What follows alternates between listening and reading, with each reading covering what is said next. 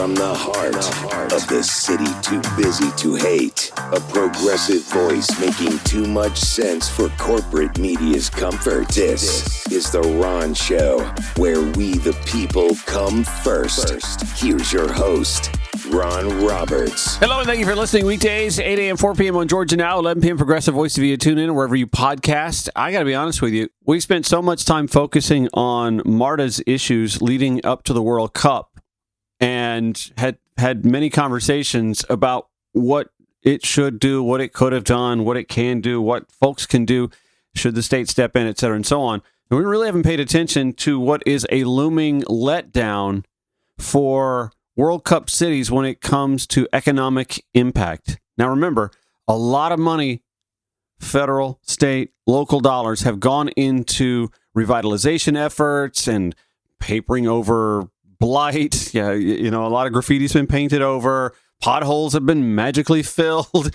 Trust me, we all know this here in the city of Atlanta, right? A lot of paving, a lot of streets look a lot nicer than they did 6, 8, 12 weeks ago in preparation for the World Cup. A lot of money has gone into preparing for the World Cup, and yet there appears to be something of a bust when it comes to hotel occupancy. We're probably going to start seeing the $2,000 World Cup tickets be readily available for less than $200.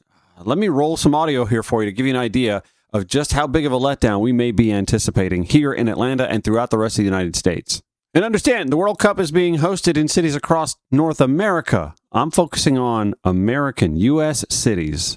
From WANF-TV, Atlanta News First. It has all come down to this. The World Cup only just days away, but Atlanta hotels and rental homes, they still have vacancy signs. Atlanta News First reporter Joshua Skinner is live in Cabbagetown, a couple of miles away from Mercedes-Benz Stadium. And Joshua, bookings for the World Cup have been really kind of hit or miss, right? Yeah, exactly. A growing hubbub both here in Atlanta and across the country about hotel bookings or a lack thereof. Now, Atlanta doing better than most, sometimes much better than most, but there's still some open space for last-minute travelers. Uh-oh. Nadia Giordani has it all planned out. So this is my tiny home that I built about 10 years ago. Originally built behind her house as a place to retire and relax, rising property taxes meant renting it out on Airbnb. And within 3 years, we were able to recoup the cost of building it. And now it's a host's dream, the World Cup, and Nadia is booked. It has been great for me. She has little vacancy left in June, but not everyone is so fortunate. Nadia says she has experience with these things. I was in Paris during the Olympics, and I observed what happened to Airbnb hosts there. And now that underperformance is in Atlanta, says Convention and Visitors Bureau President William Pate. It is fair to say we were disappointed in the booking pace early on. He says a misconception of wall-to-wall visitors played a role. Nadia said price gouging is a common problem amongst Airbnbs that are not booked. Inflating prices to start off, and seeing this as a cash grab. Pate says there have been about 240,000 hotel bookings, and knockout rounds could push the city over its goals. I think we're expecting around 300,000.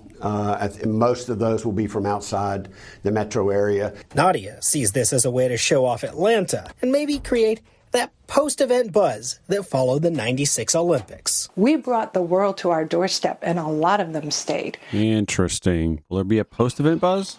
Now, Airbnb told me this afternoon that about 80% of the bookings here in Metro Atlanta on Airbnb are actually $300 or less. So a little bit of the higher priced properties maybe not doing as well as the lower priced ones. Also, one more thing they told me about international bookings here in Atlanta. The nations where most people seem to be coming from, Mexico, the United Kingdom, and of course, Argentina.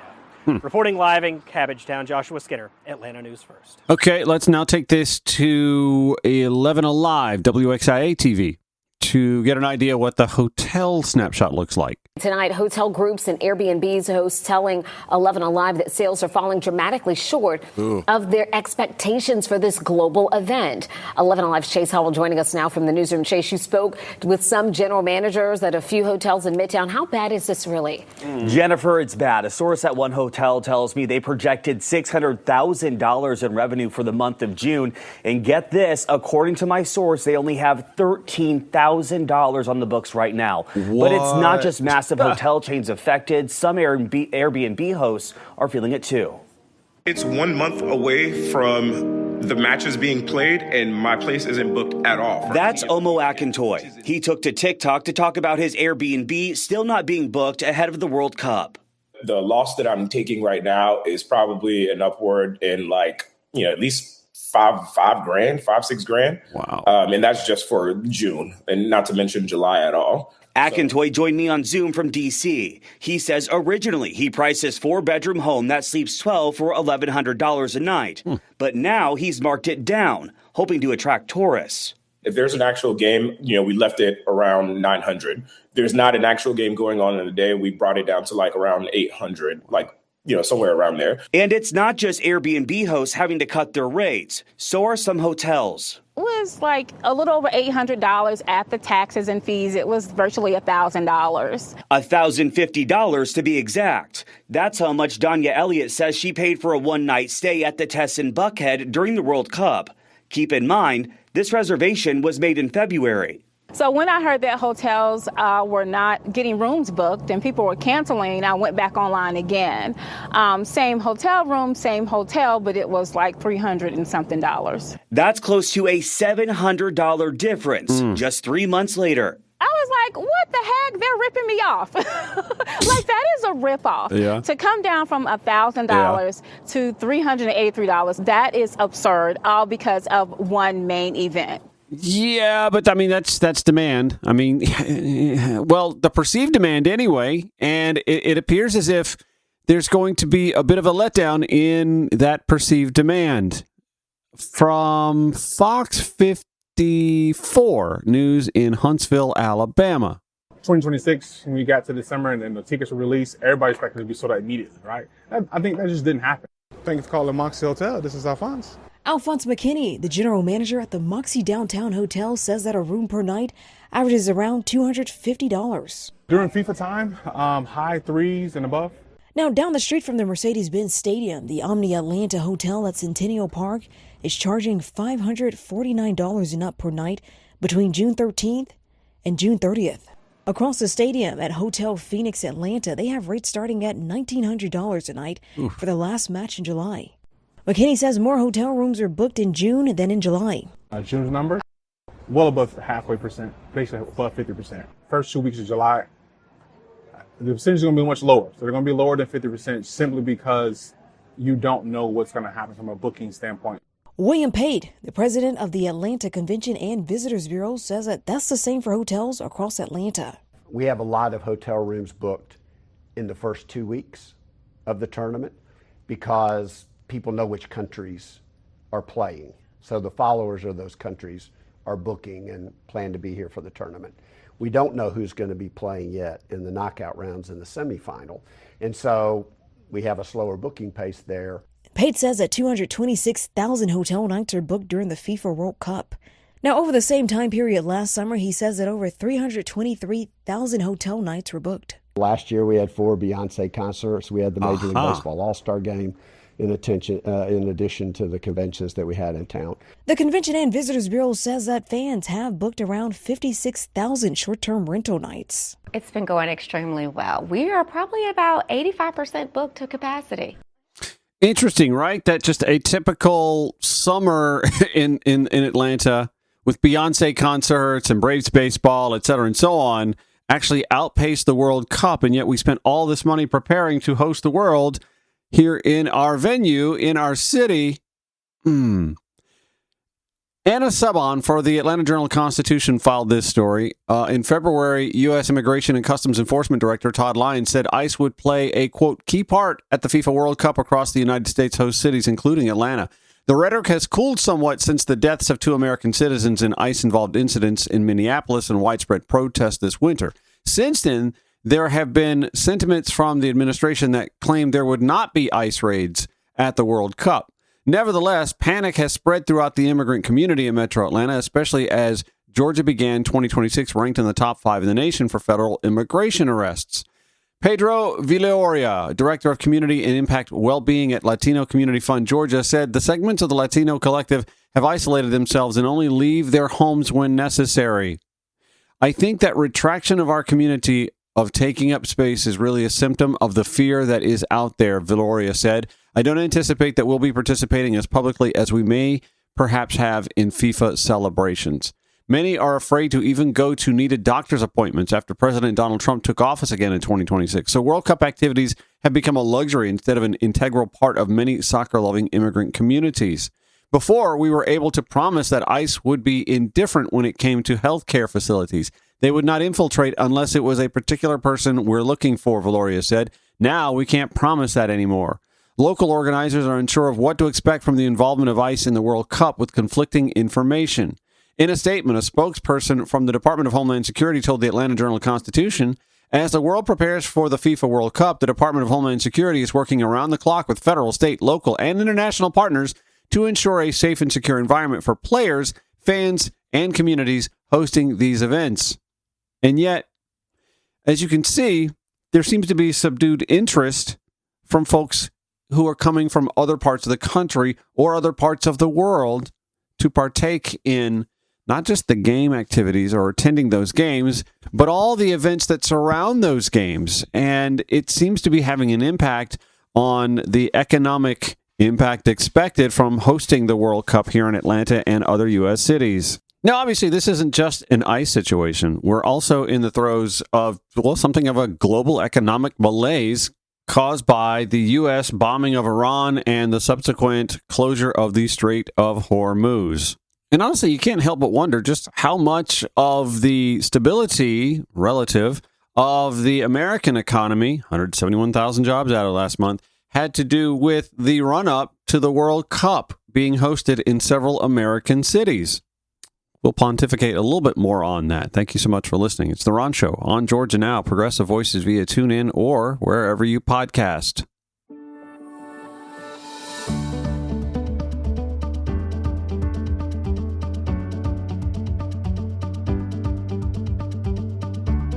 I lived in a city growing up that hosts a major international sporting event every year, annually, in the month of April. Mostly in the month of April. I can't think. Yeah, no, it was always in April.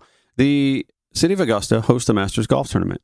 And if there's one thing that you can sort of anticipate when it comes to the Masters Golf Tournament, there's a lot of deep-pocketed folks who go to Augusta to partake in not just the tournament, but the activities around the tournament.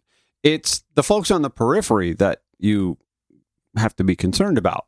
And having lived in Augusta most of my upbringing, and then having lived in Myrtle Beach, South Carolina for 11 years of my adult life, again, another tourist destination that doesn't host one event, but has an entire season that depends on folks coming from other parts of the country and, yes, from other parts of the world.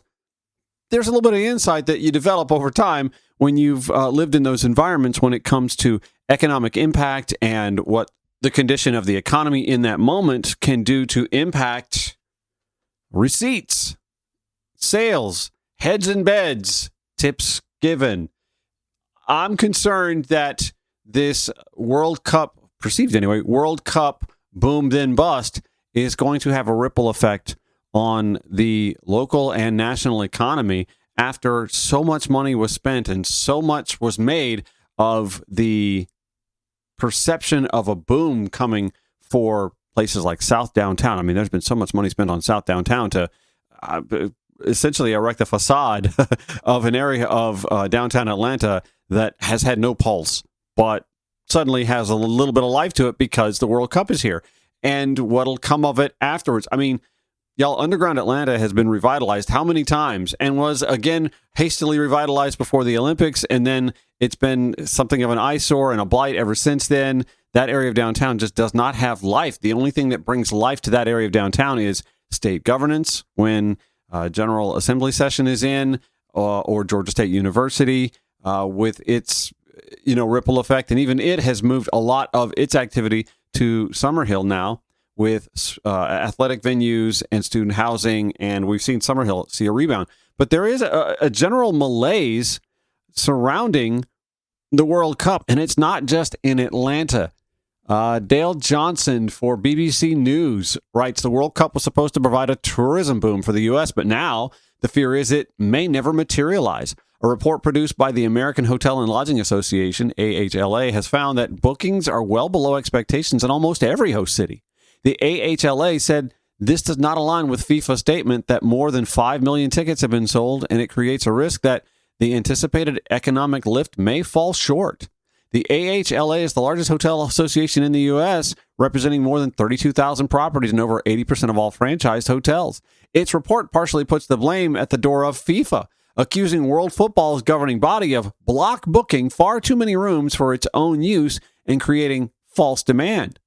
This, the AHLA said, led to artificially high pricing, which, after FIFA canceled a large number of rooms, has been replaced by a vacuum of availability. FIFA said it does not recognize this accusation. Hotels said high match ticket pricing, local transport and tax costs, and political backdrop have put visitors off. For the hotels, this World Cup could fall flat. I have friends who work in the service industry. In fact, we have on the show usually every Friday, and he'll be on in the next hour. Sterling Thrill lives in Myrtle Beach, South Carolina, and he knows what it's like. He waits tables. I mean, he's a comedian, he's a social influencer, and of course, he's got to pay the bills too. So, in those lulls, he's doing things like waiting tables and working in the service industry. He talks all the time and has on this show about the concerns about the impact that are going to be felt by those who work in the service industry. And you can't help but wonder what that's going to be like here in Atlanta as well. If we have fewer heads in beds, we have fewer folks attending World Cup matches, coming from other parts of the country, other parts of the world to watch World Cup matches. And, even in the knockout rounds, I mean, I guess the demand should spike a little bit, but a lot of local and federal and state tax dollars went in to prepare for this World Cup. And the response so far seems to be, meh. We were busier when Beyonce had a few shows and a few nights here in Atlanta. To which I would say, shame on the state and federal government for having an interest when the global spotlight is put on us and suddenly wanting to deal with some long-standing issues in the city, the potholes, the graffiti, the condition of MARTA, the safety, all those things. Like, where was that attention on just a routine week when Beyonce's doing 4 shows at Atlanta Stadium until further notice? This is like when you were a kid, right? And say your school teacher came to the house for dinner to meet the entire family and the parents, yada, yada, yada. And your parents acting totally different than they do when nobody's around. Why don't you act like that when nobody's around? And how much better would life be if the parents acted that way when nobody was around, right?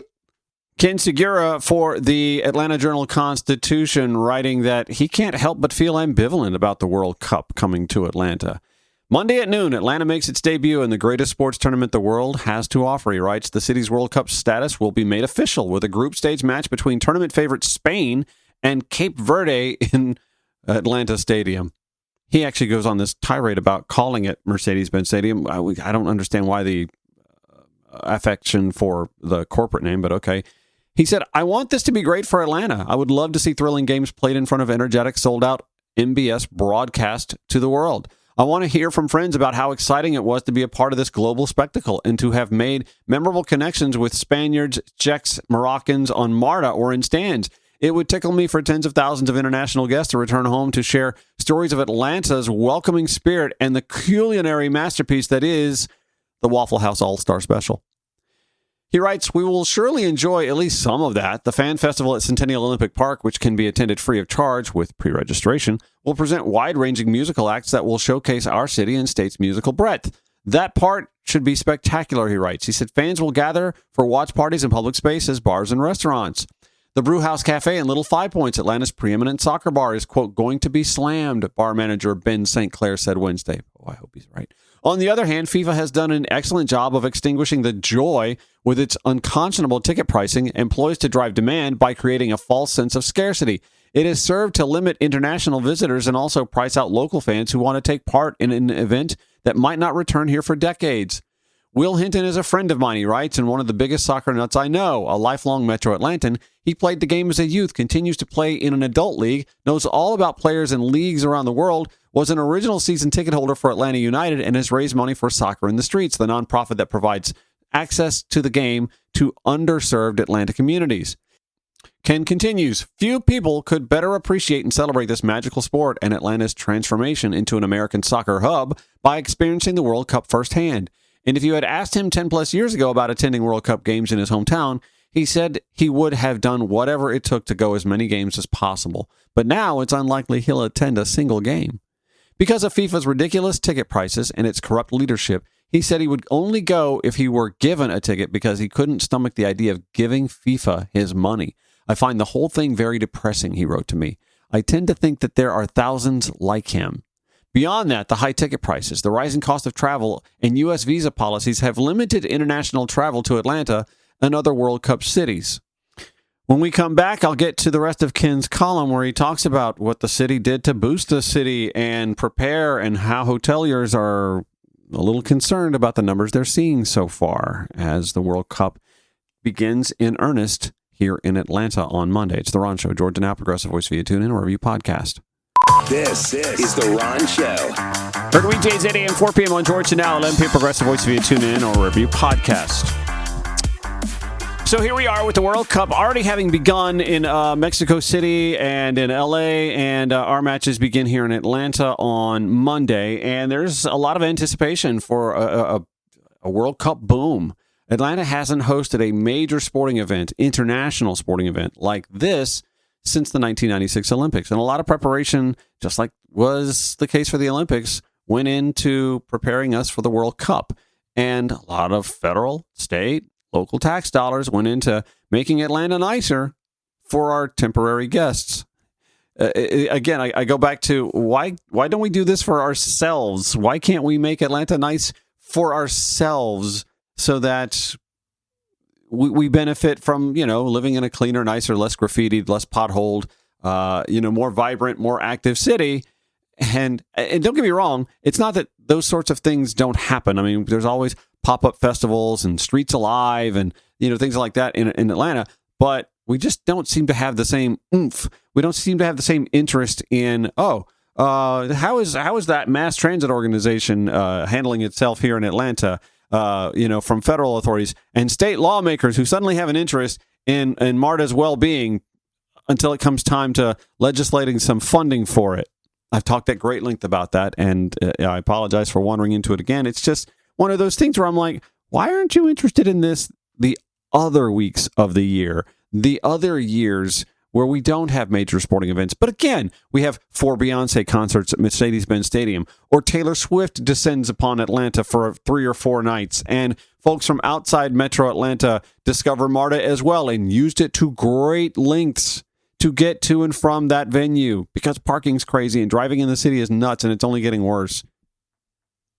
Ken Segura, writing for the Atlanta Journal-Constitution about the general vibe of the World Cup here locally, and the impact, or lack thereof, that it's going to have on our local economy. He writes, city boosters have planned to sell Atlanta to visitors from around the world, an event that could impact its economy and perception for years. Atlanta hoteliers, though, might be wondering where the projected 500,000 visitors are staying. In a survey by the American Hotel and Lodging Association, we spoke of them before, the AHLA, in May, 50% of Atlanta respondents said that hotel bookings were tracking below initial forecasts, though that does not mean that the other 50% were satisfied. It was a better percentage than nearly all the other 11 U.S. World Cup markets, but not what you'd expect after FIFA President Gianni Infantino touted each game to be its own Super Bowl. On Wednesday, sports business journalist Joe Pompliano reported that more than 180,000 tickets were available on FIFA's resale site for the tournament's 104 games. Ken Segura writes, I say this as someone who loves Atlanta and grew up playing soccer and could also be described as skeptical. I want to be excited, but can't help but feel ambivalent. I'd be happy to be proven wrong, he says. Oh, same here. He continues, this might turn out beyond expectation. No less an authority than Falcons and Atlanta United and World Cup partner Arthur Blank told the Atlanta Business Chronicle's Henry Queen in May that, quote, the 8 games here will be sold out completely. Starting Monday, 8 games in 31 days, capped by a semifinal on July 15th. Will it be great for Atlanta? Ken Segura asks. It probably depends on whom you ask. All right, let me pivot to the Washington, D.C., the site of a lot of the America 250 stuff, the big claw the dome that's been erected on the White House lawn for a UFC match. I readily recognize that my not being a UFC fan probably taints my opinion of the erection of that sporting event, that venue on the White House lawn. I kind of happen to think that doing this,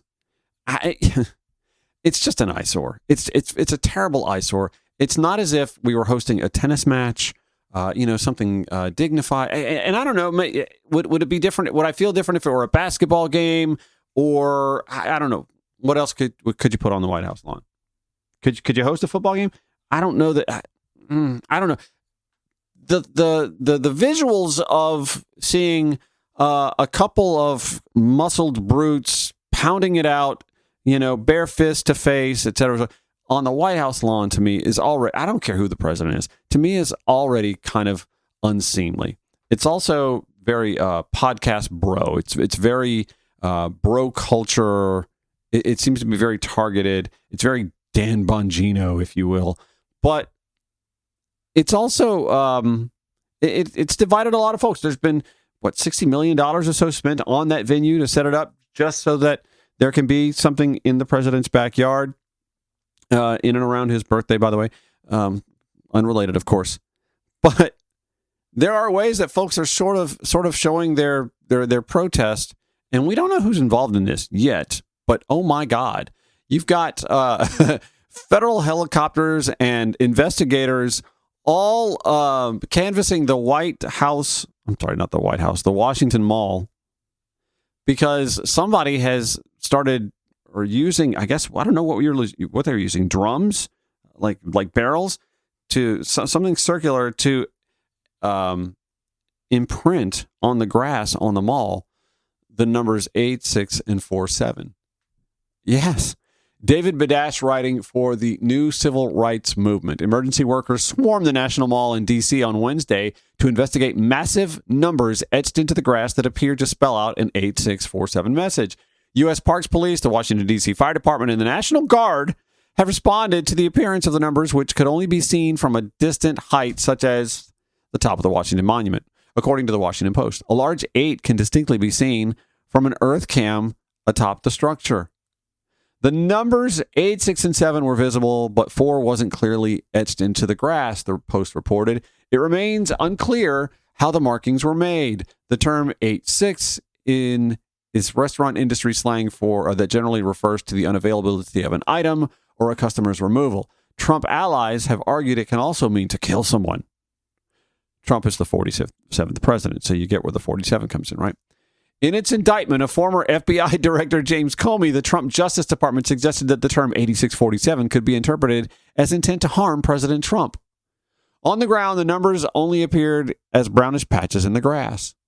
Multiple emergency vehicles could be seen encircling the grass around 1 p.m. A team of officers stood over brown patches in the grass, wearing gloves, and appeared to be testing the grass with materials from a yellow case, the Post reported. Pedestrians were not permitted to walk on the grass, and a Park Service helicopter circled overhead.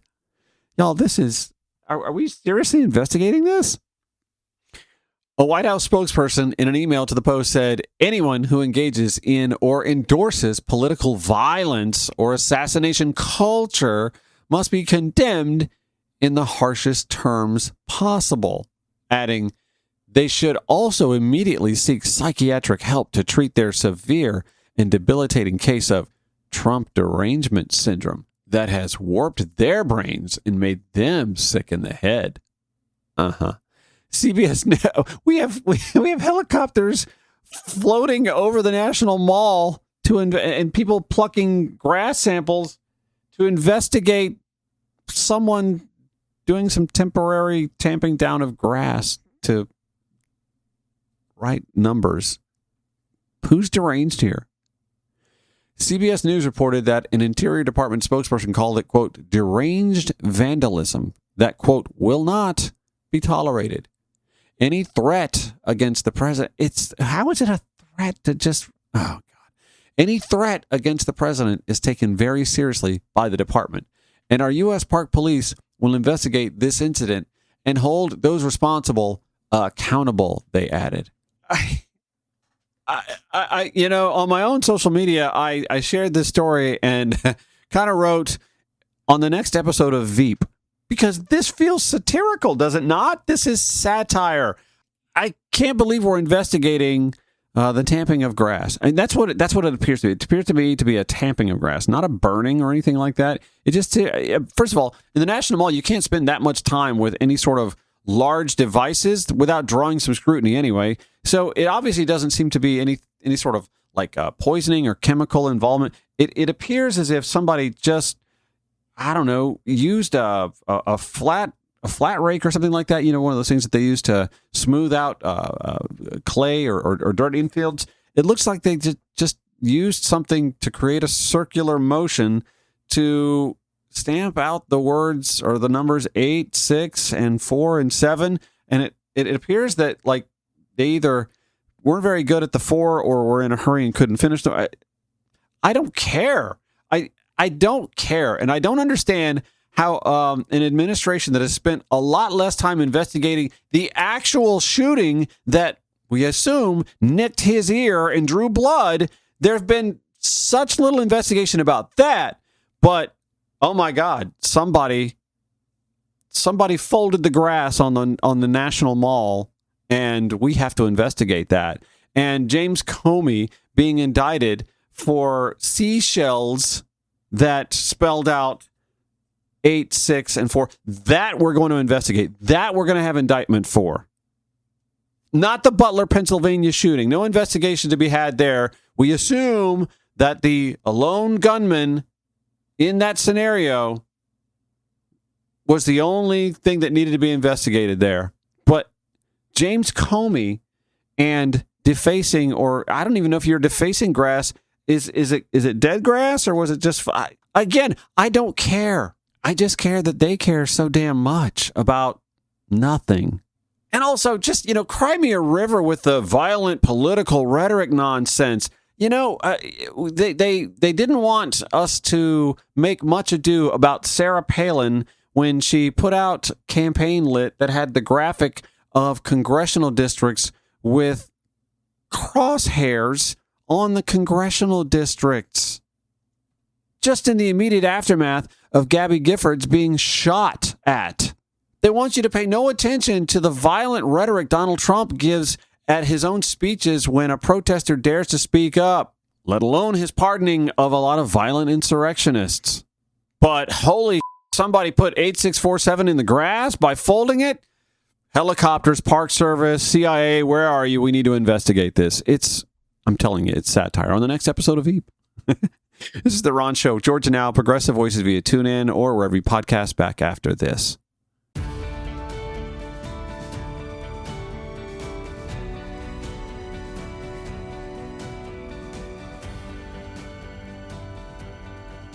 Today, by the way, the last day of early voting for a special election in State District 7. Of course, we've got primary runoffs up and down on both sides of the ballot. You've got Rick Jackson and Burt Jones sparring it out to find out who the gubernatorial nominee will be for that party to take on Keisha Lance Bottoms. You've got the runoff for the lieutenant governor's race as well. And that takes me back to Senate District 7, by the way, because the former occupant of that Senate district, Nabilah Parks, jumped in just at the very end of the filing period to run against State Senator Josh McLaren for that lieutenant gubernatorial spot on the general election ticket.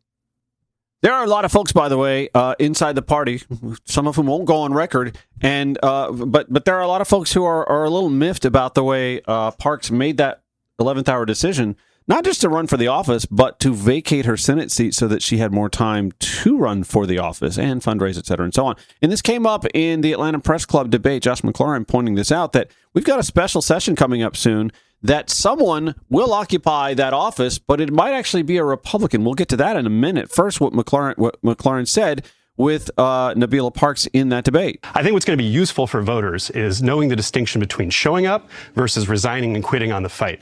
So now that we know that Kemp has called a special session for June 17th, a 60-year generational civil rights moment in which we're going to defend black voting power, how could you possibly say you're a fighter to your constituents when you've resigned your seat and you've left open the possibility that a Republican will fill that seat for a generational civil rights fight in the state Senate? To be 100% transparent here, Republicans have the majority during special session. Unfortunately, gerrymandered maps are going to pass. Well, Ms. Chessie, you know my answer on June 17th is going to be I'm in the state Senate. I'm going to be fighting against these maps, speaking against them, marching, doing everything we can to protest and to vote against and speak against these unconstitutional maps that are going to take away black voting power. I want the audience to focus on what Ms. Parks just said. They're going to pass anyway. She recently released a press release that said ideas go to die in the state Senate. She has given up. Fighters do not give up. They show up. And the difference between candidates in this race could not be clearer. In a 60-year battle where we're fighting for black voting power after the 1965 Voting Rights Act, people have fought, bled, sweat, and died for the right to vote. So to have the opinion that the vote in the state Senate representing 191,000 people doesn't matter, it doesn't matter that she's not there because it's going to pass anyway, folks, that defeatism is how we lose to Trump. It is why we are in this situation in the first place, and it matters to show up. That's what I mean when I say showing up, is that if you don't put your heart on the line, if you don't go inside that room and look those Republicans in the eye and say you can't do this because it's rolling back 60 years of progress, then you do not belong in this job. Yeah, I didn't endorse anybody as far as the primary runoffs go, but I did say that my vote is definitely going with Josh McClellan because politics is a team sport, and I believe that his teammate, Nabilah Parks, has let the team down, and we may actually see a Republican win that special election and briefly occupy that Senate district during that special session. The Politically Georgia podcast folks at AJC writing, one of the biggest tests of Democratic turnout before Georgia's special redistricting session is unfolding in a suburban Gwinnett County district that should be safely blue. But early voting numbers are giving Democrats heartburn. The special election to fill the remainder of former state Senator Nabilah Parks' term is set for Tuesday, the same day as Republican runoffs for governor and U.S. Senate. While Democrats have no marquee races on the ballot, Republicans do. And so far, GOP voters are turning out at a much higher rate. The dynamic won't affect the Democratic runoff between Rahul Garabadu and State Representative Ruo Roman to determine who succeeds Parks next year, a race the AJC profiled earlier in the week. But it will shape the race to fill the seat for the rest of this year, where Democrat Adrian White, who, by the way, will be on the show next Tuesday, faces Republican Aziz Sheikh in a head-to-head contest. If Republicans flip the seat, it also would give the GOP-controlled Senate another vote as lawmakers return to Atlanta on Wednesday of next week for a special legislative session where a bitter fight over redistricting and voting rules is expected. They continue writing that former state representative Beth Moore warned of a, quote, nightmare scenario after the first days of early voting showed Republicans with a 60-40 turnout edge. In a district that would normally be an easy win for Democrats, Republican voters are vastly outpacing Democratic voters in the first 3 days. Why? Because Republicans are incentivized to show up for the top of their ticket in the runoffs for U.S. Senate and the governor's office. Others are also rattled. Activist Seth Taylor called the turnout gap a, quote, 5-alarm fire. He did that on social media. I saw that. Tag me in it. Democrats are planning a canvassing push tomorrow, in hopes of boosting White's chances. This runoff is close, organizer said, and every conversation counts. There was more reporting on this from the Georgia Recorder, by the way. Let me give you that so that you can...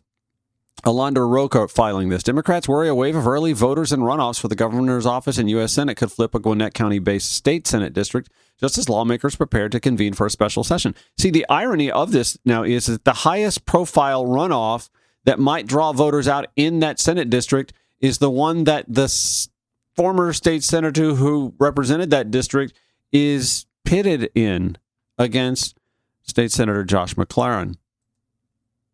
Alondra Roca writing, out of over 300,000 ballots cast statewide during the early voting, as of Thursday, nearly 66% came from Republicans, who are outvoting Democrats by a 2-to-1 margin due to competitive GOP primary runoffs for the Senate and the governor's mansion. In Gwinnett County, where Senate District 7 sits, about 17,000 ballots have been cast as of Thursday, and like the rest of the state, about two-thirds came from Republican votes.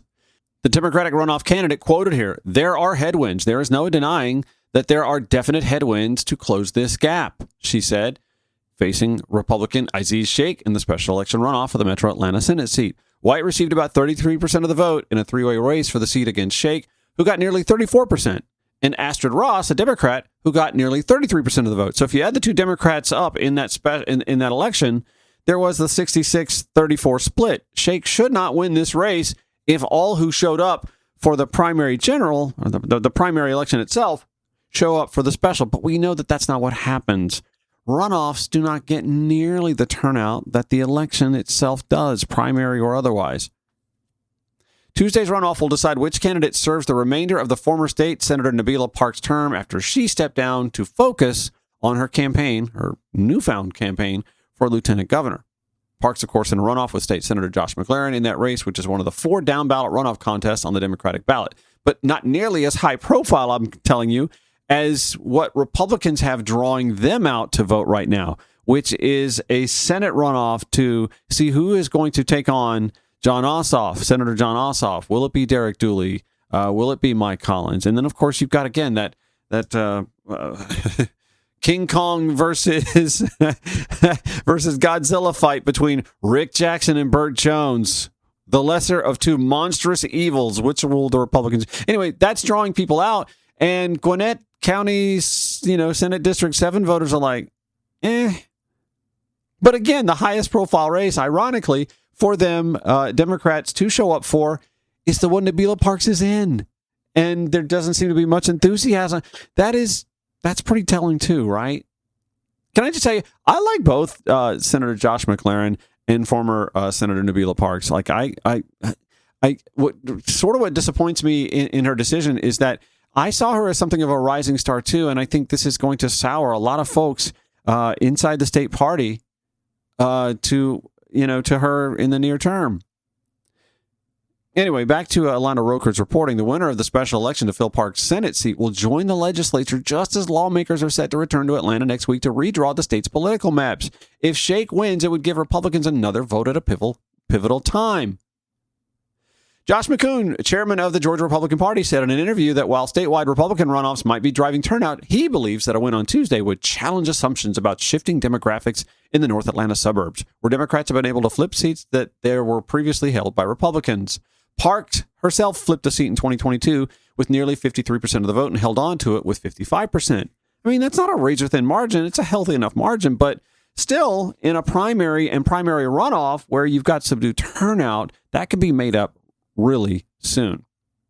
Alonda Roker continued. But the political gain for Republicans in this special election may be short-lived, said University of Georgia political scientist Trey Hood, who said he believes Democrats could easily flip the seat back in the November general election. He said that Sheikh, if elected on Tuesday, may have a slight advantage in November as an incumbent. Yes, he'll have that I by his name, but not enough to keep the seat in Republicans' hands. I don't know. I think just the fact that his name is, Aziz Sheikh, that can have an impact on voters who show up and go, oh, okay, I see the name, I see the income, it looks safe to me. People may not deep dive into this. That's what happened during the Georgia Supreme Court elections, right? Hood saying it'll probably flip back to Democratic, I would suspect, given the way that just sort of partisan composition of the district. I wouldn't expect it to hold. I'm not so sure. Despite a seeming uphill battle to keep the seat blue, White said she is not giving up. She said she is ramping up her campaigning efforts as well as getting help from high-profile Democrats in hopes of turning out voters. I heard last night, by the way, from Representative Ruel Roman, who goaded me to have a conversation about this, and here I am having that conversation. Not only that, but I am going to have Adrienne White on. She's a fascinating candidate in that she's never really wanted to be a candidate before. Her husband is a county commissioner in Gwinnett County, and she's worked in many roles behind the scenes to help other candidates and causes. But here she is running for the office. And she says the numbers look insurmountable. But if I'm really pulling from my ancestors, it says that justice really is kind of the root of everything. You don't stop fighting. And I just want people to know I'm not done until 7 p.m. on Election Day. Alonda Roker writing, as White and Sheikh battle it out in the special election, there's a parallel race unfolding to decide who will succeed Parks longer term. Attorney Rahul Garabado and State Representative Ruel Roman are competing for the Democratic nomination in a runoff Tuesday in that race, and the winner will face Sheikh in November. All right, another hour of The Ron Show. It is the Friday Funnies with Sterling Thrill. That comes up next. Stand by.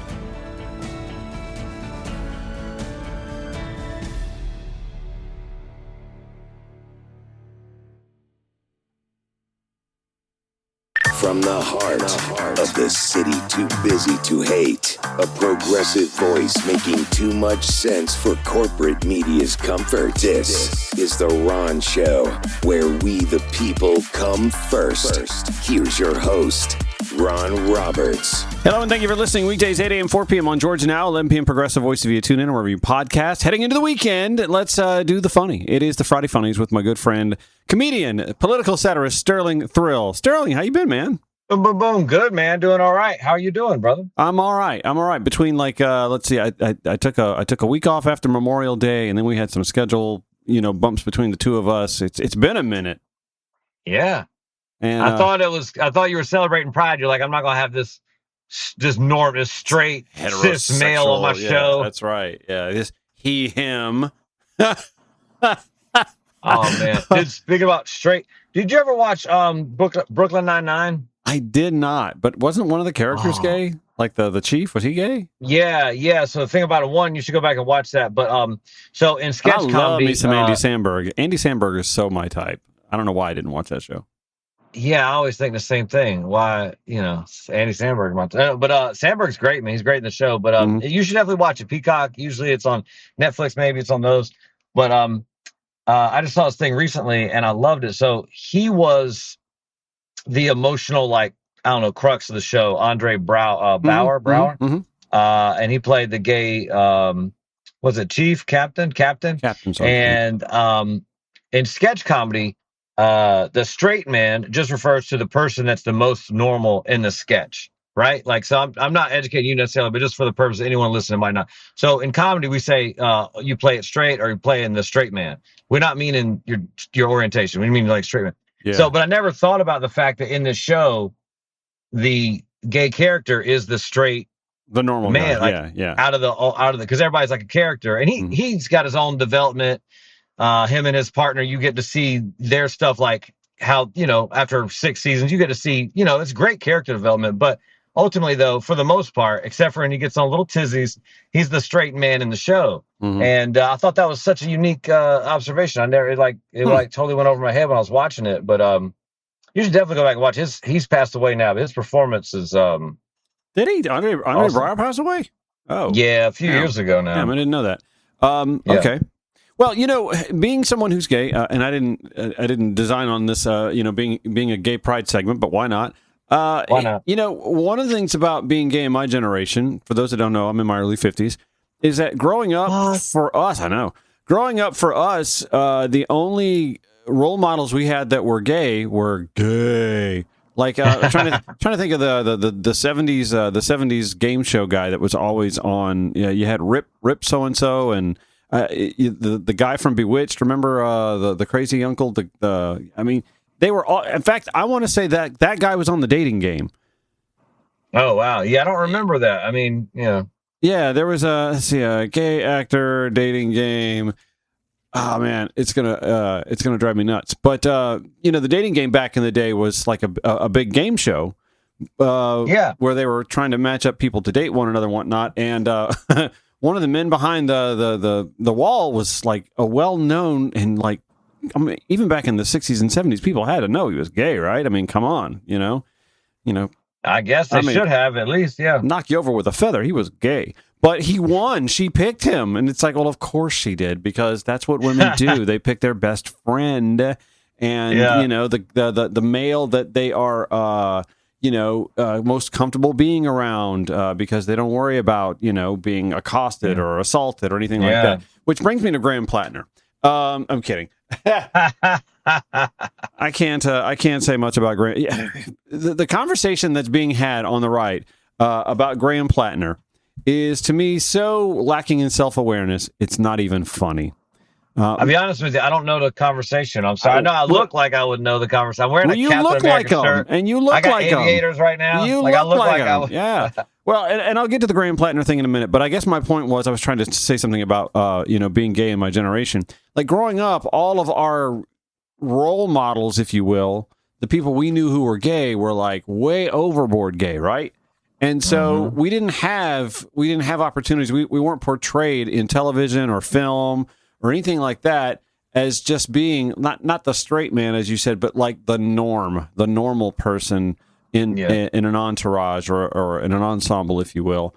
And so like we were always like like there was Don Knotts in Three's Company, who I don't think his character was supposed to be gay, but come on. And was Don Knotts was gay, right? I don't know, man. I may have to look that. Don Knotts had to be gay. But yeah, I mean, like he could have just been feminine. I don't know. Yeah, very. But that's the thing. Like all of our role models, like Billy Crystal played a gay character on Soap, a sitcom in the late 1970s, and he played it up.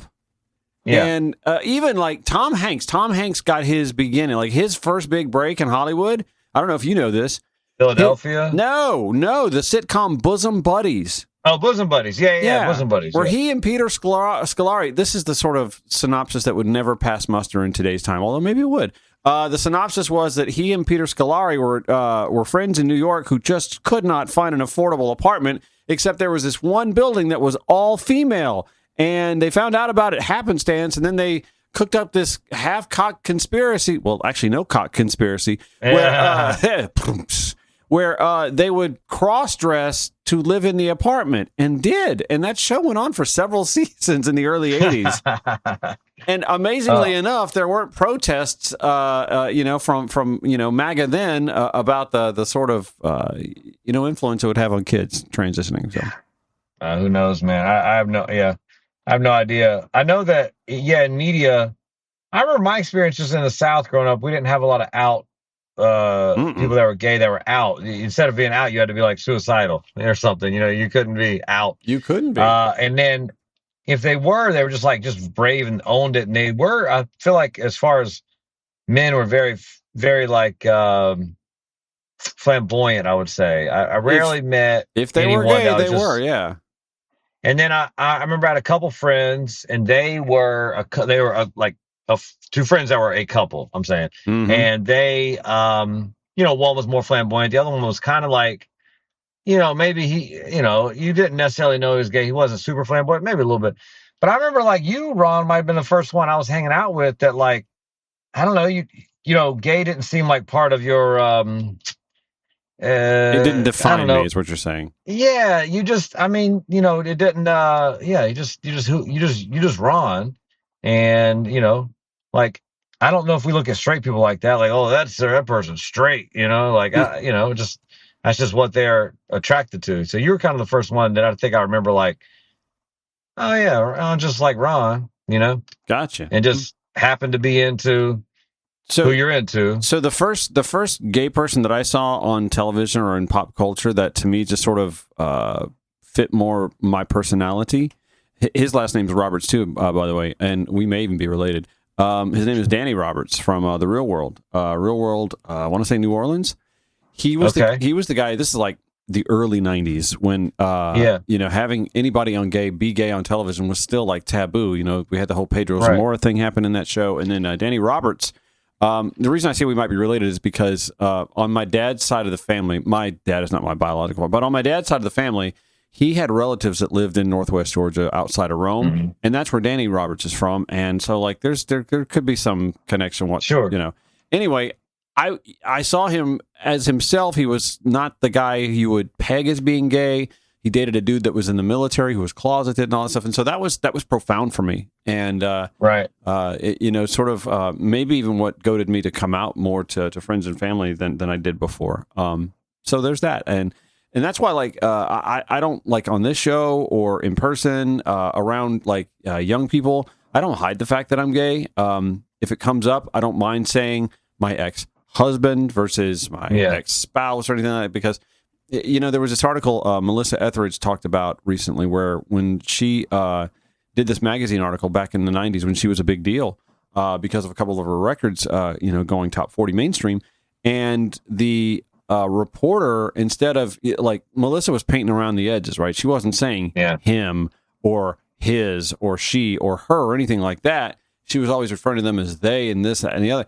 And the reporter just assumed that Melissa Etheridge was talking about a man. And when she saw that article come out, she's like, you know what? I don't feel right about this. I feel like I need to say something. And that's when she came out. Yeah, not being able to live your truth is something, man. Oh, it's it's freeing in ways that's really hard to explain to people. You ever know what it's like when you, and I'm sure you've gone through this, where you have this huge secret that someone near and dear to you, you're so afraid to tell them, but you need to tell them at some point in time, right? Has that ever happened to you where like you get that off your chest and you just feel so much better for having done so? I mean, to a degree, I'm sure not to the same degree as someone who feels like it should come out, but I mean, I've had things similar to that. Yeah. Yeah. So that's the thing. And for folks that don't understand, why we have a pride, or, we've been able to marry since 2014. Why are we still having pride? I'm going to tell you something. First of all, marriage ain't all it's cracked up to be. But also, like, we're living this today. We're like, rights are still perilously, we're tiptoeing on a tightrope to keep marriage equality, because the Supreme Court keeps threatening. Clarence Thomas is like, well, maybe we need to revisit that. Meanwhile, like, someone who married a white woman, the Supreme Court had to weigh in on that in the 1960s, right? So where do we stop? Where does this slippery slope stop, Clarence? Yeah. When it comes to revisiting what is and isn't a marriage in the eyes of the Constitution, but we're watching now as trans rights have been under such profound attack of late. You can't even like have people have a drag show. We're concerned about drag queens reading to kids when, like, Joe the plumber didn't show up to read to kids or do anything. Like, how about just being a positive role model or an influencer? Go read to the kid. I don't care what you're wearing. We're just living in this perilous era where, like, it's important to still celebrate, where we are. And also to, as RuPaul did a few weeks ago, she said, fascism's here, and she was kind of like acting like she was giving up on it, but also was like, I'm going to party and celebrate. And I get that. That's the part that I get. You don't stop having pride. You don't stop having parades. You don't stop, celebrating your authentic self, and with a group of people that are, authentically themselves as well. That's why June's important. Obviously, here in Atlanta, we do our big pride in October because it's too damn hot. But we have, mini prides all over the place. There's Smyrna Pride this weekend and Gwinnett Pride this weekend. Down in Columbus, they're doing Pride. Augusta will have their Pride at the end of the month. We had Athens Pride last weekend. So it's important that we can continue to do that. And as much as we're all like just beaten down by this current political climate, like, you still have to celebrate when you can. That's why we still have birthdays, and that's why we still do Christmas or whatever your religious holiday is. And that's why the gay people still do Pride. Yeah. Oh, gosh. Did you see that? Did we talk about that? I was talking about it with my wife. I don't remember what it is, so sorry if I'm messing up. I see. You get me and the wife mixed up. Here I am trying to talk about masculinity and acceptance. And go ahead. What was it? That's what she talks about all the time. So same conversation. We were doing something. I was talking about something, and it was just saying everything's a swirl in my head, Ron. But I don't remember who said what. But basically, they were referring to their time in the '90s in New York, and they said that it was something like we went to funerals during the day. Oh, that was in the 80s. Yeah. In the 80s, yeah. And then we danced during the at night. AIDS, yeah, during the AIDS crisis, right? AIDS crisis. We went to funerals during the day. We mourned our loss, and we were with each other, but we danced at night because we had to, Yeah. I don't remember who said that. Was that RuPaul? I don't know, but it was recently. They were talking about, New York in the 80s. I was like, golly, man. And so, yeah, it's just one of those things. It's hard right now when I think about people, groups, and, what we're going through as a world. I remember a few weeks ago, like, was it Easter Sunday? I remember being so afraid. I honestly believed that we would nuke the Middle East and we would just get rid of Iran. And I really thought it because he threatened to destroy an entire civilization. I just remember like thinking that literally could happen in a matter of hours. That this guy that we have said for a decade, hey, we shouldn't let this idiot get hold of the nuclear codes, has now threatened an entire civilization. I remember like being so caught up and scared about it happening. And then I remember getting the news that they had, they had an accord or something, and they were going to back off for 10 days or whatever the news came out that day. And I remember like, tears just came out, and I just kind of like fell over, and I didn't realize how much I had believed that there was a chance that we would end a civilization. We would destroy Iran. Just by like pushing a button. Well, bro, did you block me in here? Well, hold the phone, because I mean we as the president said to the media earlier this week, we dropped $250,000 worth of bombs on them in one night. So back into the fetal position, sir, and in the corner and worried about the existence of humanity because, the crazed madman is still the crazed madman and he's still in charge of ish. So there's that. That's insane. Like, why did this happen? Why do we let this happen? The crazy thing is, why do we continue to let it happen?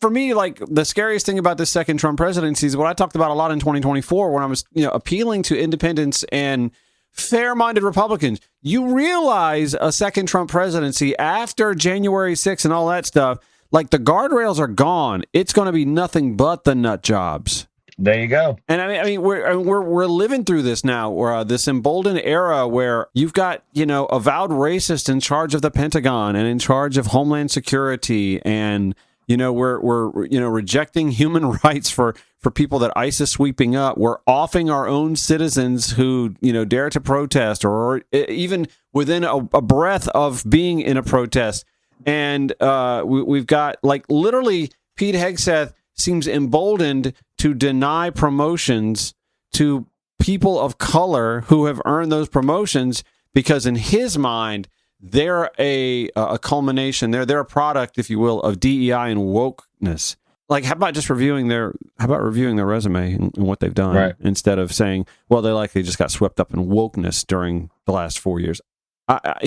It's surreal times. It's Looney Tunes. And, I was trying to talk, I sort of deviated into the Graham Plattner thing a little bit. Graham Plattner, for those that don't know, is the Senate nominee for the Democratic Party in Maine. And there's been a lot of stuff that's come out about him lately, having affairs on his wife or at the time, and sexting and sexual abuse allegations, yada, yada, yada. There's smoke there, right? Yeah.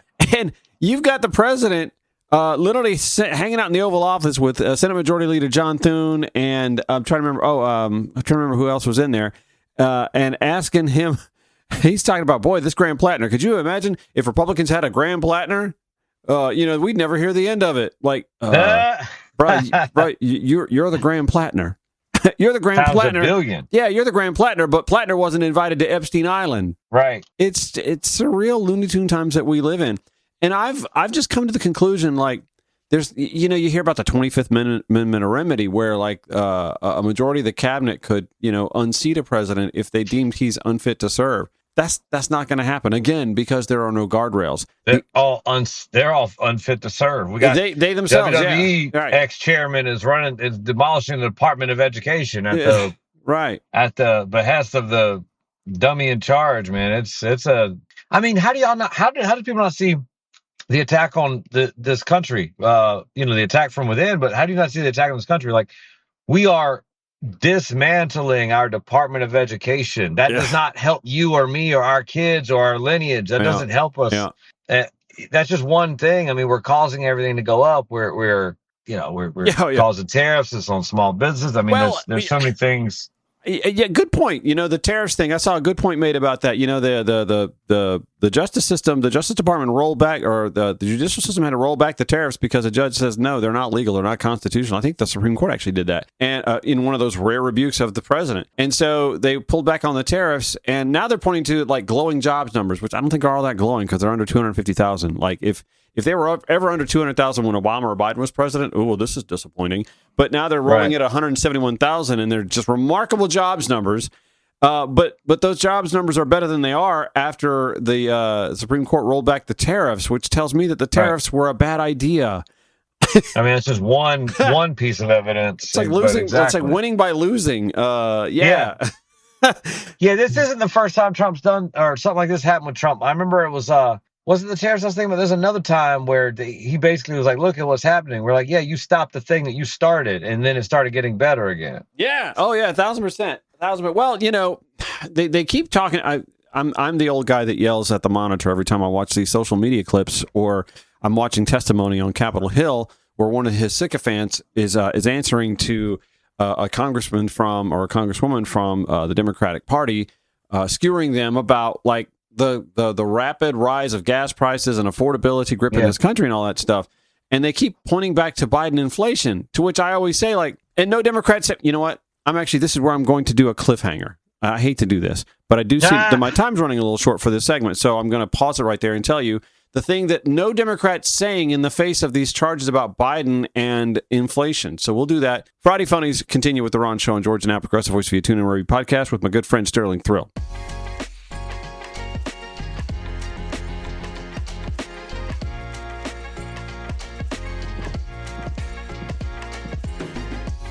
Before we get to what I know about Biden and inflation and Trump's complete culpability in it, by the way, before I even get to that, let me remind you, my guest for the Friday Funnies is comedian and political satirist Sterling Thrill, whom you can book for your virtual team building, game show hosting, events, things of that nature at sterlingthrill.com. Hundreds of 5-star reviews from businesses and organizations that have worked with Sterling over the years. I've worked with him personally myself since, the mid-2010s. You won't meet a human being easier to work with than Sterling, I promise you. Anyway, sterlingthrill.com for that virtual team building. We'll get back with our conversation and the Friday Funnies on the Ron Show with Sterling Thrill. In minutes, it's Georgia Now, Progressive Voice via TuneIn, wherever you podcast. Broadcasting 5 days a week to make common sense common again. This is The Ron Show. We're back with my good friend Sterling Thrill, the Friday Funnies on The Ron Show. Georgia Now, Progressive Voices via TuneIn. And we'll get back to the funny here in a little bit. Like, we got to find some funny. But the thing that kills me about all of the, response mechanism in MAGA right now, well, inflation isn't as bad as it was during Biden. Yeah, you're right. Absolutely right. But here's the thing that I see no Democrat, no other pundit even saying this. And damn it, I want some credit for this because I think this is spot on, absolutely right. And you're never going to convince me that I'm not right on this, okay? Folks seem to forget that in April of 2020, in the throes of COVID, President Trump, in order to save the oil industry, deep in the pockets of the GOP, he negotiated a deal with OPEC countries to throttle back production because we weren't driving anywhere. And there was just oil just sitting in tankers and in refineries that nobody wanted to buy. So he negotiated a deal to throttle back production so that there wouldn't be too much supply with the lessened demand and so that the price wouldn't just hit the floor. So he negotiated that deal. And for some reason, somebody decided it needed to be a 2-damn-year deal. That deal lasted until April of 2022. So when we started trying to get back to normal, like the late summer, early fall of you remember the first year of COVID, we still want to go on vacation. Like we were so spoiled, we couldn't break with some of our our lofty, cushy stuff. So we had to go on vacation. We were just vacationing at a distance. And then we started to get a little bit more brash and a little bit more bold about what we did. And we got to have Christmas, and Nana's not going to die if we just keep her in a bubble in the corner and put a mask over her, right? So we tried to do all the normal things, and we're trying to get back into, get the economy roaring again. Obviously, the president was, because he knew that the economy was his saving grace if he was going to get reelected. We started going back to normal, and there was this suppressed amount of oil. They weren't going to come off the oil and get back to normal production. And that didn't happen until the end of April 2022. By then, Trump's gone, Biden's president. The supply is extremely low. Because of this deal, the demand was extremely high, and that drove the price of gas, which drives the price of everything up. And I'm going to tell you something. That deal lasted until April 30th. Joe Biden tried to get them to back off on that deal, and OPEC wouldn't relent because they were making hand over fist cash, man. They were making great money. So because OPEC didn't relent on that deal, the deal lasted until April 30th of 2022. And do you know, a month later, inflation peaked and started going down? Now, that ain't coincidence. You can't tell me that's coincidence. So all this talk about Biden inflation came from a Trump deal that Biden couldn't get out of. Woo! Yeah, Ron, you should be on TV with that opinion. They should have you. I don't know, CBS. I don't know if they're. I don't think I can. I don't know if you'd make it on. I think I'm allowed on 60 Minutes. Barry wouldn't have. I don't know if Barry would have you. I think Kid Rock's going to be taking Scott Pelley's place on 60 Minutes sometime soon. Kid Rock, Erica Kirk. You know what, man? It's so messed up. When I would hear Charlie Kirk talking about things like, I wouldn't let my wife, come out and speak, and I wouldn't want her out here. She'd be home with the kids. I hate that kind of speech. You should never have that chauvinistic kind of thoughts. But now that we have her in our sphere and she's talking and everything, I'm like, oh, I guess he had a point. Yeah. He was probably right. I also wish she wasn't out talking as well, Charlie. Don't you have some children to raise or something? I wish she was not out speaking and having a podcast. And please don't put a microphone in her face, please. So you and I are kind of kindred spirits in a couple of ways. Obviously, former radio DJs who, now that the industry is just decimated, find ourselves, doing other things, piecing together, income. I finally decided the housing industry is in such disarray. I don't even know, like when I see these monthly numbers that come out from the Association of Realtors about housing construction's up and, new contracts. I'm like, where are you? Where is this happening? This has to be happening at a price point that like nobody I know is buying at because realtors, I'm in all these realtor groups on social media, right? And they're all struggling. What are y'all doing for extra income? How are you getting new leads? How are you finding new buyers? And yeah, it's brutal. So when the year started, I had like 6 hot leads. I knew we're like in the first 6 months of the year, I was going to have those transactions before I even found other transactions coming into the picture in the spring. Well, of those 6 leads, I can look at you. I've had one is actually going to close here in a week and a half. The rest have dropped off. I have 2 buyers that have come back into the scene. No, 1 buyer that came back onto the scene here in recent weeks, and 1 that's brand new. But like I'm telling you, like less than half the business that I had prospected and projected having is here and showing itself. Yeah. So I took a job. Like I'm going to be taking a new job. I told my audience this a few days ago. It's a full-time job. It's a 9 to 5 thing. Actually, it'll be the hours will be a little different once the training's over with. But it's a 9 to 5 job.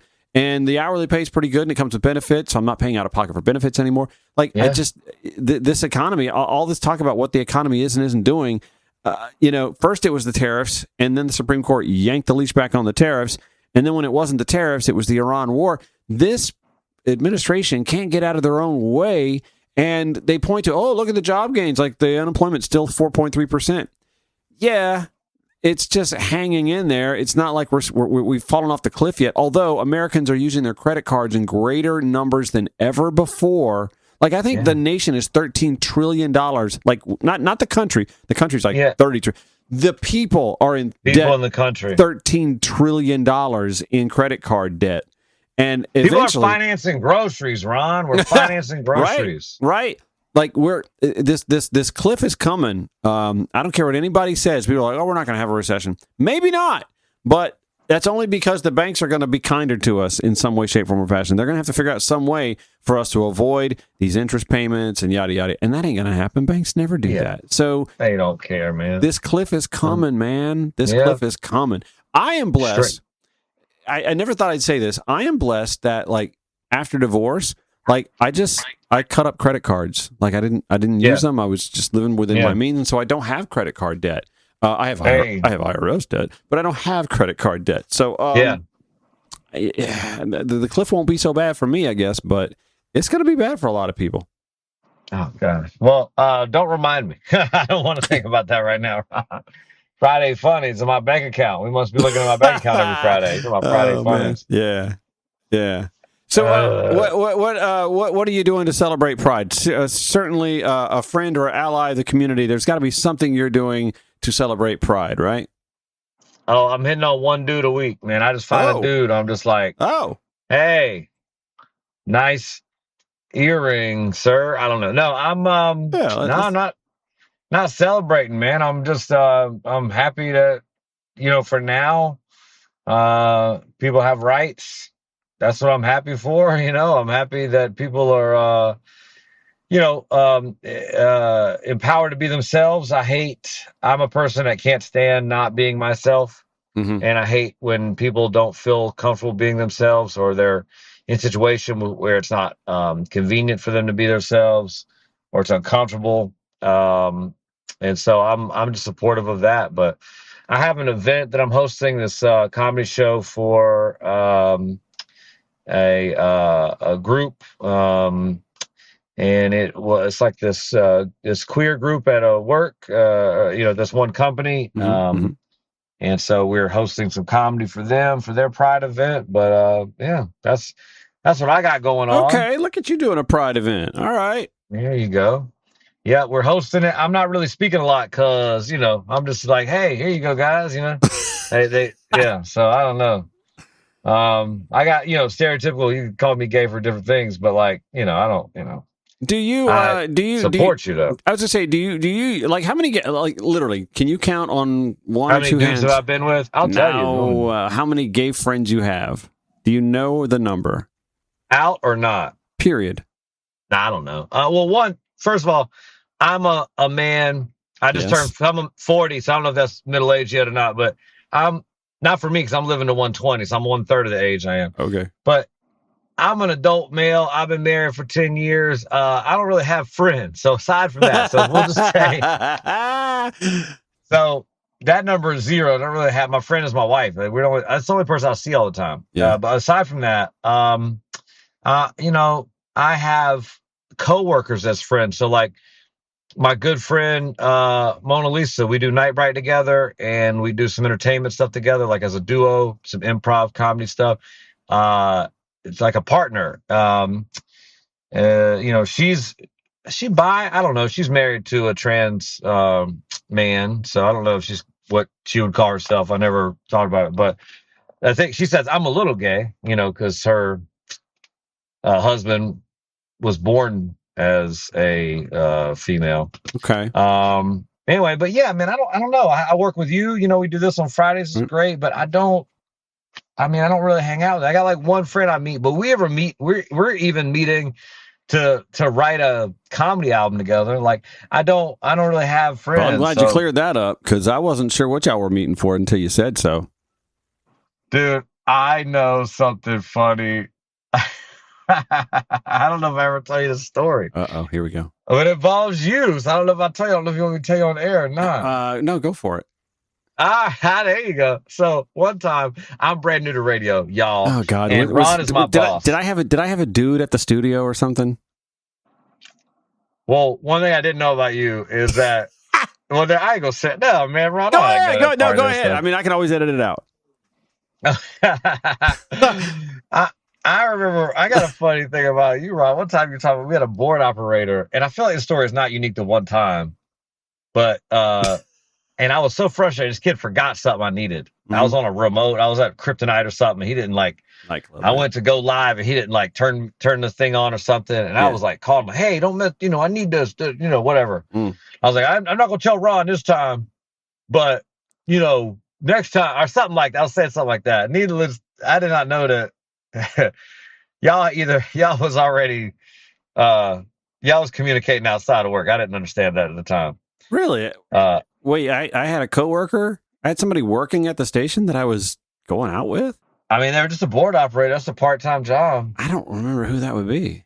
It was a guy that also I did not know was I didn't know was gay at all or bi or anything. I didn't know. All right, I get the insinuation here, but I can guarantee you that I wasn't the one. I didn't do hiring and firing. I may have recommended, but I didn't do any of the actual hiring and firing. First of all, I wasn't in charge of hiring and firing anybody anyway. I could always recommend somebody, but I'm actually having a hard time even figuring out who it is that you're talking about. I didn't date many people in Myrtle Beach as it is. I don't know. Outside of my ex-husband, but I didn't hire him, so we didn't. You didn't get him out of a magazine. And listen, in full transparency, there was a time when I was dating somebody that did work for a station that I managed, and I did everything I could to not see to it that he got hired. He this was middle of Louisiana. I was dating a Mormon guy. Oh wow! Yeah, I don't know what it is with me and the religious fundamentalists, but I was dating a Mormon guy who was very much in the closet. He used to get on to me about drinking beer and whatnot, and I'm like, dude, you suck. Don't get on to me about caffeinated beverage or diet or light That's beer. Right. They don't drink caffeine tea. either. Yeah, and I'm like, you. Right. Yeah. No. Anyway, so he had graduated from college. He was much older than that. I think he was like 28. He was a late bloomer because, they do their missions and whatnot. So he was 28 when he graduated from college, and I was in my early 30s. I was thinking I might have been 30, actually, because I remember he threw my 30th birthday party for me.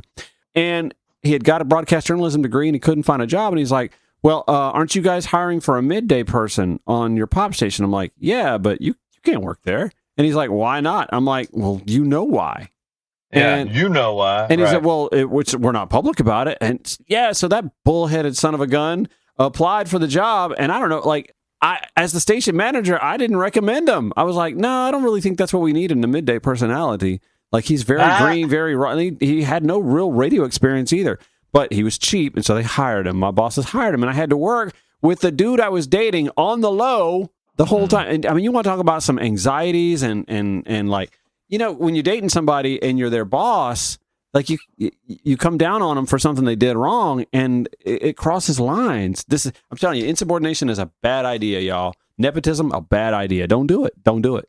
Ron, this sound we were talking about sitcoms at the beginning of this segment. This sounds like a good sitcom, right? This sounds like a sitcom.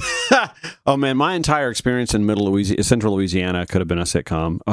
Sounds like it. The stories that I tell you about that radio stop like nobody would believe them. So yeah, we'll leave that there. Here's what I am going to do. I'm going to take another quick break. We'll come back and we'll wrap up a Friday Funnies with Sterling Thrill on the Ron Show. It's George Now, Progressive Voice of you. Tune in wherever you podcast.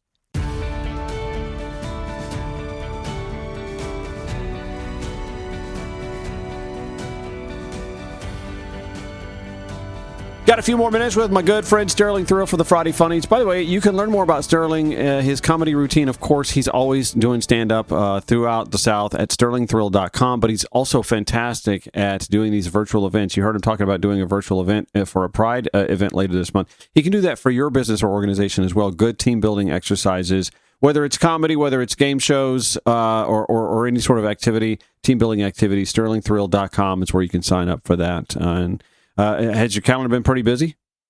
Yeah, man, we are. Just events here and there and doing some gigs. I release content on social media in different series, and we wrapped up Personality Hire series, and that one went pretty viral, which is really good. It's workplace humor. But my newest one, since it's Friday Funnies, Ron, in celebration of Father's Day, I'm doing Dad Joke Stir. Yeah, I saw that. This is my newest thing, and so let me do a couple. Do you want to hear some original dad jokes, Ron? Go for it. Try it out. There you go. These are dad jokes, remember? All right. So, do you want me to force a laugh or no? Well, if you don't have any sound effects or a laugh, you could just acknowledge that you get the joke, but verbally somehow for the audience. All right, go for it. So verbally somehow acknowledge, the police is coming up because I'm parked in a funny way. There's a cop probably coming up to the window right now. So that's funny. I hope I have my wallet on me. So I'll see if he's coming up. But in the meantime, I'll tell you the story. All right, because there's no lines out here. He's going to tell me to move. All right, so here's some dad jokes. Oh, which car would Chewbacca choose to describe his best friend? I don't know. Honda Pilot. Yep. Honda Pilot. Yep. And that's your acknowledgement that you got the joke. I get the joke because it's Han Solo. I went Chewie, and I was thinking like how it would sound saying it, and so Which car is Han the Pilot? Pilot. Yep. Honda Pilot. Yeah, Han. He flies the ship. All right. How about what's another dad joke? I think the funny thing about dad jokes is how terrible they are. That's the whole thing. And the dad's trying so hard. Yeah, you have to. Hey, never be exclusive with a company that's doing open interviews. They're seeing other people. I feel like that should be just on an inspirational poster more than a dad joke. Yeah. Let's see. I'll do one more if I can remember it. Sorry, this Popo is outside my window. They haven't come up to my window yet. Oh, she's making the way. Do you want to say hello? Yeah, Probably making my way. Hi, friend. Hi. I was just trying to say, are you here for the dog park or? We're just getting shade. Okay. For a second or two. Okay, because it's normally just used for this area is used for dogs and their pet owners. So yeah, no worries, bro. Sure. We bring our dogs here. I live over in the neighborhood. Okay. Don't tell everybody where I live. Anyway. I just want to make sure nobody's sleeping in the car or anything. Oh yeah, no, I don't. Alrighty, just double checking. Yeah, no worries. Thanks for keeping us safe. I just parked this way. I was trying to get shade. It was like 90 degrees when I got in my car earlier. Yeah, I work with animal control, so I periodically check out the dog park. Yeah, well, thank you so much for letting me know. Yeah, I'm about to move here in a second. How long is this, Ron? We got another couple minutes. All right, there you go. We're almost out. No problem. Thank you. Thank you. Have a good one. What a pleasure being white when you stop by the cops, bro. Right, yeah. You didn't get your window. You didn't get your window bashed in or nothing. Didn't want to run nothing. Didn't want to run your plates or nothing. No one run my. Well, they might have run my plates. I'm parked right behind. I can't. Sorry, man. I was talking to the cops. I forgot all about them dad jokes. Whatever. Remember, they're dad jokes. They're cringy. They're trying to be funny. Yeah, so that's the whole fun. So it's just fun, silly jokes. You got any dad jokes that you like, that you've heard, that you remember? Those are original ones I wrote, but there's more that are just in the universe. You like any of them that you remember? And you wrote those. Those two, the ones I mentioned are ones I actually wrote. Let me just tell you, when you go to a Sterling Thrill comedy show, he's really funny, y'all, and his team building stuff is first rate. It really is. Just want to stress that. 300. Oh man, maybe it's 4 now. I have like 300 or 400 5-star reviews. Hey, that's awesome. No, that is awesome on the team building stuff and how great it is. But yeah, I also appreciate dumb jokes. Yeah. But Ron, I don't see it. Every time I try to do a dumb joke on this show, you're like, And I apologize, but working in radio as long as I did, and in morning radio, like we had comedians come in, from the comedy club all the time. The next morning at like 7:30 in the morning, they're sleepy, they're not funny. I mean, they may be like I get it. Like it's a different environment when you're on stage and you're doing stand up comedy versus one-on-one. Not everybody in the comedy club is going to laugh at 100% of your jokes. And so you're always going to have that one person that like, this is terrible. That's Ron. Yeah. The one Ron in the audience. I've seen That's what we call in the yeah. stand-ups, we refer to it as that Ron out there. Really? No, I'm just playing. Well, you should. Well, by all means, coin that, because that's just what I've seen so many comedy shows and over the years. Maybe I'm just a victim of kind of seeing where the joke's going to go before it gets there. Does that make sense? Because I can't laugh anymore. I'm dead inside. I'm trying to, I watched DTF St. Louis, which they call a dark comedy. And I didn't laugh one time. I thought, like, this is a disturbing show. It was a disturbing show, and they call it a comedy. And it'll probably, win comedy awards at the Emmys, and I'll be like, it's not a comedy. Yeah. I'm trying to the last thing that really, like, made me laugh, how long has Modern Family not been on the air? It's like, I'm trying to think of a movie that made me, I can't think of a, like, I even watched, like, speaking of gay pride, I went to watch The Devil Wears Prada 2. It didn't do it for me. You didn't like it? I love that movie. It didn't do it for me. Yeah. I don't know, Ron. I mean, I think it's I am fair just to not dead laugh inside. at dad jokes. A little dead inside.